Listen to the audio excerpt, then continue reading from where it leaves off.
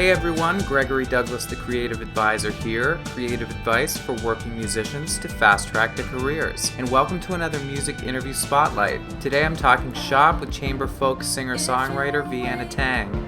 Vienna's beautiful mix of classical, folk, pop, jazz, and Americana have her prominently positioned in the music scene. With 5 full-length studio albums under her belt, she's released recordings on her own as well as with Vert Records and Rounder Records. Her latest Kickstarter campaign raised over $80,000 and exceeded her original goal by over 400%. She's touring extensively in support of her latest album titled Aims, and she's here to share her own experiences today. If you are afraid, come forth. If you are alone, come forth now. Everybody here has loved and belongs. Well, I want to officially say thank you so much for joining me today.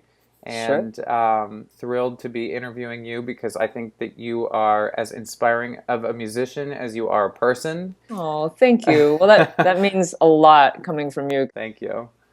Wow, I don't even know where to begin with the whirlwind that you are in right now, and it is so exciting. I can't even stand it. Yeah, this Kickstarter has been amazing, partly because it's been one of those rare moments in life when you experiment with stuff and you actually learn by doing things right. So you just successfully crowdfunded your latest music video project through Kickstarter, which far exceeded your original goal of $20,000 to over $80,000, over 400% your original goal, and has since evolved into a multi-country tour.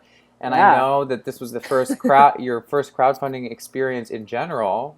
Yeah. So I'm so curious if you can tell us all about it. When I set the goal of $20,000, I was already a little bit uncomfortable. I'm like, I'm thinking that in 3 weeks, like we could probably get there if I like cajole people enough. Because it just seemed like a lot when I did the math. It's like, well, most people are probably going to give like $20, and we're going to need like 1,000 people to do that. It's crazy. So there are a couple of things that I think made for like why it ended up being as crazy a campaign as it was. One was that I actually shared the draft of the campaign with a lot of people. I shared it publicly ahead of time. Oh, wow. And I don't know if that's usual or common or not, but it felt like a really good thing for me to do. And so that was the first experiment, basically, is that I wrote an entire draft of the whole Kickstarter campaign, and Kickstarter actually lets you share the URL of a draft campaign that's not live. Mm-hmm.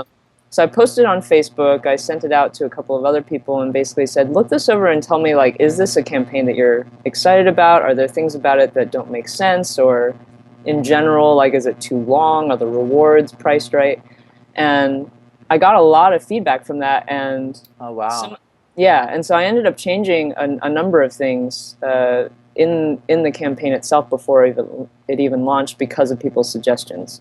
So one of the things that I added was, people said, well, I guess I would pay to be part of a Q&A, but what I'd be really excited about is, like, what if you did, like, a private Stage-It show? I was like, oh, that's a good idea, because a Stage-It show, like, I could charge, I ended up charging, like, $500 for it. That was the reward level. But what I included in the notes is that you can get a bunch of people to go in on it together. So if you have like 20 people, doing a $500 Kickstarter reward that they all benefit from, then that's actually pretty affordable for most folks. And so that was one of the reward levels that went super quick. And that was a suggestion from people. And then similarly, people said, well, have you ever considered doing custom cover songs? Like, we request a cover song and you make a recording of you singing it. And so I put that up, and those went really, really fast also. Actually, so quickly that I ended up doing a second batch, actually at a higher pledge level. Wow. And in one case, they were right. There were a lot of people who said the cover songs were underpriced at $200, which I thought was a lot.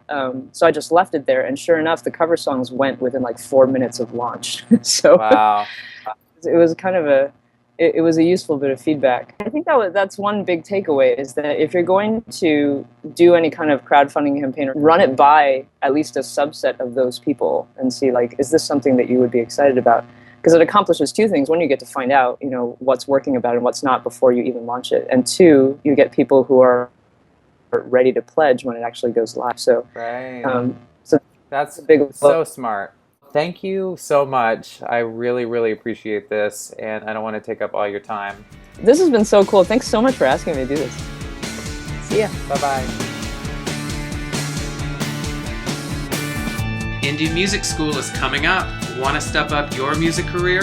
For more info and free training, go to thecreativeadvisor.com/Indie Music School.